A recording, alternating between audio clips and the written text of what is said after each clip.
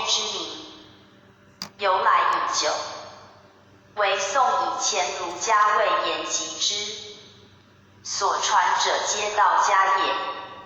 至宋周少朱子得之道家，众谓权势。于是先后天意为儒者之口头禅，而汉学派则非难之，谓非经中固有之意，非孔门传授之词，公节奔律，莫衷一是。其实先后天云者，意象本来有之，不独意象有之，即凡天地间事物，数与气之推迁变化，使与未知地善往来，无一不有先天与后天之分也。就意象而论，自伏羲出画八卦，后之记者，有连山归藏周易，其事记忆，其用一书，则其名与义，自有前后之差，而其体与用，自有正变之别，则虽欲不谓先后天之分不可得也。亦之言曰：先天而天福为，后天而奉天时，则先后天之名，故非后人所臆造者，就易卦象而辨其为先后天，故以名甚。从一文辞而推其属先后天，意义者甚。所习秦汉儒者，未尝错意，不谓注明，未尽以降，扫象之习既行，则关乎此类名义，更无人说起。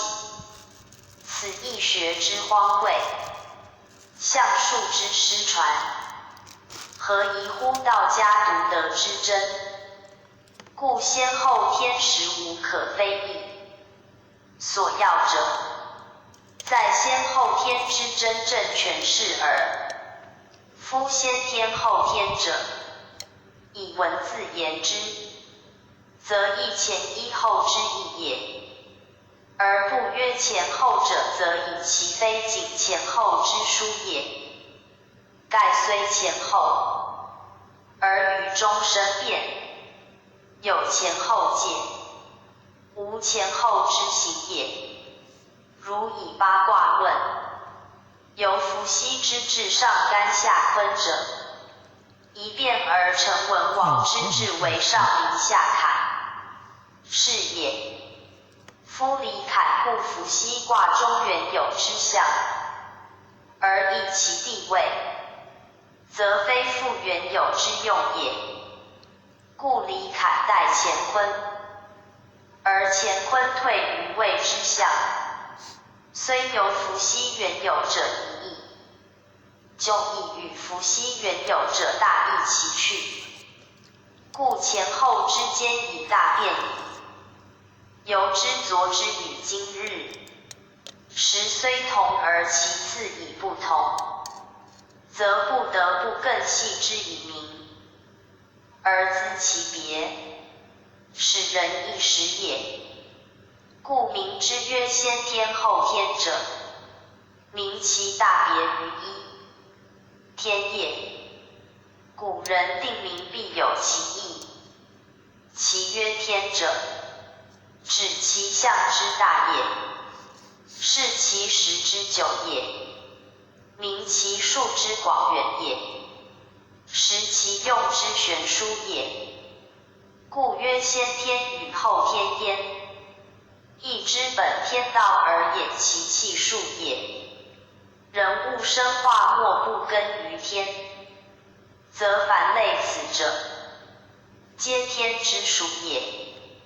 先天者先乎天，言在后天之先也；后天者后乎天，言在先天之后也。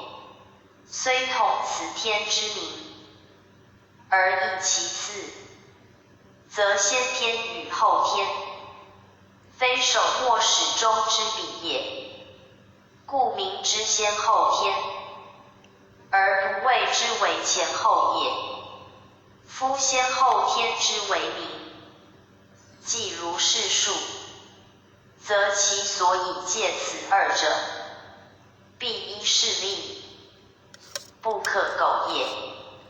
如卦之先后天，以文王位出于伏羲，而异于伏羲，故得名以先后天。若非如是者，则不得名之也。文王之意，虽全与伏羲卦同，而其地位不同也，其次序不同也，其首末始终不同也，故其用不同，则虽同一卦，而各异其意，此由同而异也。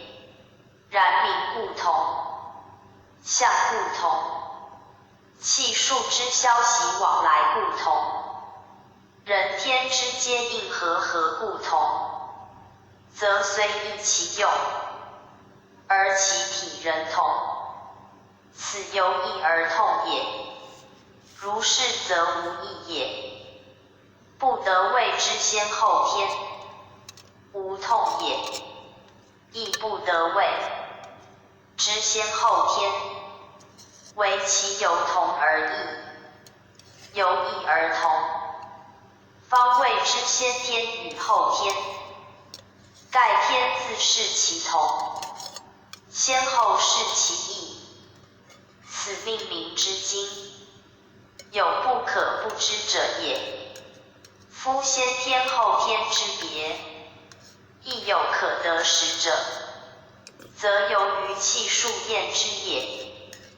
大地象之所观，皆气数之所致，而其属先天者，在于气化；属后天者，归于形身。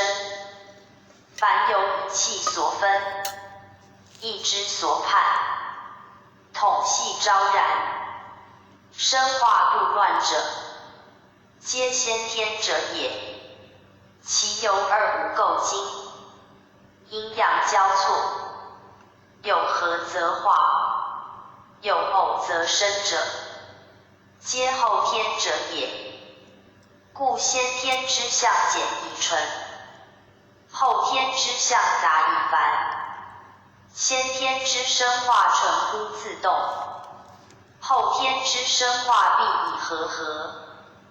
故原生之物，以本体自分而为生者，先天之类也；形生之物，以雌雄交合者，后天之类也。其如卦象，伏羲之卦，由乾坤分出不相错，故谓先天之象。文王之卦，以四正四余交错来往，故谓后天之象。八卦如是，64卦亦然，其为先后天界限分明，毫无疑义，并非图以前后言也。由是推之，则天地以下，无论事物，苟有气数，莫不有先后天之分；苟有生化，莫不有先后天之意。不独意象然也，能明此理，斯能明先后天之名与义，而不制作无谓之争执，谓未达之功结也。图象玄生